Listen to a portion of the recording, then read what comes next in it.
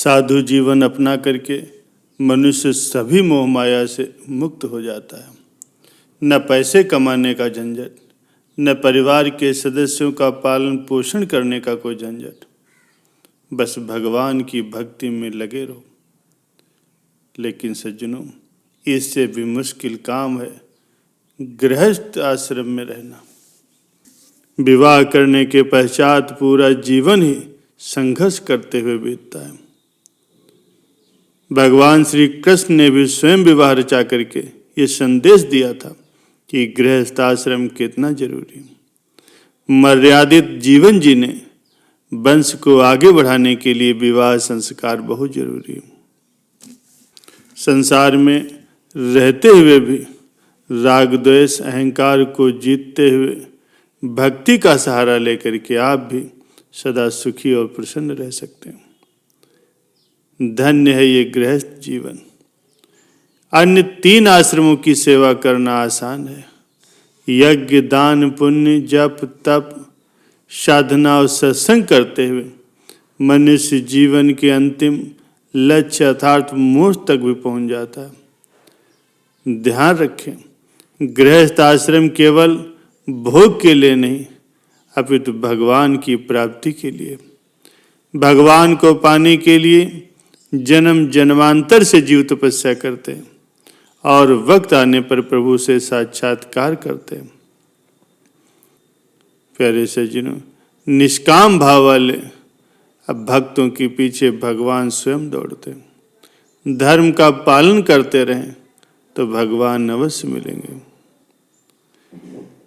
गरीबी में, अभाव में भगवान के पास दुख को कभी भी प्रकट मत करो। वे सभी भक्तों के हृदय के भावों को जानते हैं। भगवान से मिलने की अभिलाषा को निरंतर ही बढ़ाए रखो, तो भगवान की कृपा से रास्ता अवश्य ही मिल जाएगा। सुख का दिन जब भी आए तो भगवान की आराधना उपासना में अपने मन को अधिक लगाने का प्रयास करो। प्यारे सज्जनों, अक्सर यही देखा जाता है कि लोग विपत्ति में तो भगवान को अपने कष्ट सुनाते हैं, लेकिन जब कष्टों का निवारण हो जाता है तो फिर वो भूल जाते हैं। जिससे भी आपको ज्ञान मिले, शिक्षा मिले, तो उस ज्ञान को, उस अच्छाई को अपने जीवन में अवश्य ग्रहण करो। बुराइयों को त्याग दो और सच्चे भक्त बन जाओ। क्योंकि जब तक जीवन में दुर्गुण रहेंगे, बुराइयां रहेंगी, तब तक ईश्वर प्राप्ति संभव नहीं है। जीवन में दुर्गुण बुराइयों को दूर करके सदाचार और संयम से जीवन जीने पर ही आत्म कल्याण संभव होता है। प्यारे सज्जनों, गृहस्थ में भी ईश्वर प्राप्ति संभव है। एक बार एक राजा ने अपने मंत्री से पूछा, क्या गृहस्थ में रह करके भी ईश्वर को प्राप्त किया जा सकता है? उस मंत्री ने उत्तर दिया, हाँ महाराज, ऐसा हो सकता है। राजा ने फिर पूछा, ये किस प्रकार से संभव है? मंत्री ने उत्तर दिया कि महाराज, इसका ठीक ठीक उत्तर तो कोई संत महात्मा ही दे सकते हैं। एक बहुत ही पहुंचे हुए संत हैं जो यहाँ से गोदावरी नदी के पास एक घने वन में रहते हैं। राजा अपने प्रश्न का उत्तर पाने के लिए दूसरे दिन उसी मंत्री को साथ लेकर के उस महात्मा जी से मिलने के लिए जंगल की ओर चल दिया। कुछ दूर चल करके मंत्री ने कहा, महाराज, एक नियम है, जो कि उन महात्मा जी से मिलने के लिए जाता है तो रास्ते में चलते हुए सभी कीड़ों और मकोड़ों को बचाता चलता है। यदि एक भी कीड़ा पांव से कुचल गया तो महात्मा जी श्राप दे देते हैं। राजा ने मंत्री जी की बात स्वीकार की और खूब ध्यानपूर्वक आगे की जमीन को देख करके अपना पैर रख करके चलने लगा। इस प्रकार चलते हुए वे महात्मा जी के पास जा पहुंचे। महात्मा जी ने दोनों को सत्कार पूर्वक बिठाया और राजा से पूछा कि आपने रास्ते में क्या क्या देखा? मुझे विस्तृत वर्णन बताइए, मुझे पूरी बात बताइए। राजा ने कहा, भगवान, मैं तो आपके श्राप के डर के कारण रास्ते के कीड़े मकोड़ों को देखता आया हूँ, इसीलिए मेरा ध्यान दूसरी ओर गया ही नहीं। रास्ते के दृश्यों के बारे में मुझे कुछ भी नहीं मालूम। इस पर महात्मा जी ने हंसते हुए कहा, राजन, यही तुम्हारे उस प्रश्न का उत्तर है। मेरे श्राप के डर से तुम आए तो जरूर, लेकिन रास्ते के कीड़ों को बचाते हुए। उसी प्रकार से ईश्वर के दंड से भी डरना चाहिए। कीड़ों को बचाते हुए चलें, उसी प्रकार दुष्कर्मों से भी बचते हुए चलना चाहिए। रास्ते में अनेक मनोरम दृश्यों के होते हुए भी वो दिखाई न पड़े। जिस सावधानी से तुम मेरे पास आए हो, उसी से जीवन क्रम को चलाओ, तो गृहस्थ आश्रम में रहते हुए भी ईश्वर को प्राप्त कर सकते हो। राजा ठीक ठाक उत्तर पाकर बहुत ही संतोषपूर्वक लौटा है।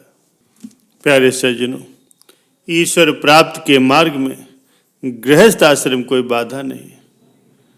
गृहस्थी कोई बाहरी घटना नहीं है कि इसे छोड़ देने से ईश्वर की प्राप्ति सरल हो जाएगी। संसार या गृहस्थी मनुष्य के भीतर होती है। इच्छाएं, कामनाएं, भविष्य की योजनाएं, अतृप्ति या तृप्ति की आशा, ये सब गृहस्थी के ही विभिन्न रूप हैं। वस्तुतः एकमात्र विचारों की अनवरत श्रृंखला है जो इतने बड़े संसार को जन्म देती है, और ये संसार भीतर होता है। जो बाहर दिखता है वो इसी भीतरी संसार का ही फलीभूत रूप है। ये कोई आश्चर्य नहीं है कि हिमालय की कंदराओं में भी मनुष्य अकेले हो, गृहस्थी को अपने भीतर भी वो जन्म दे सकता है।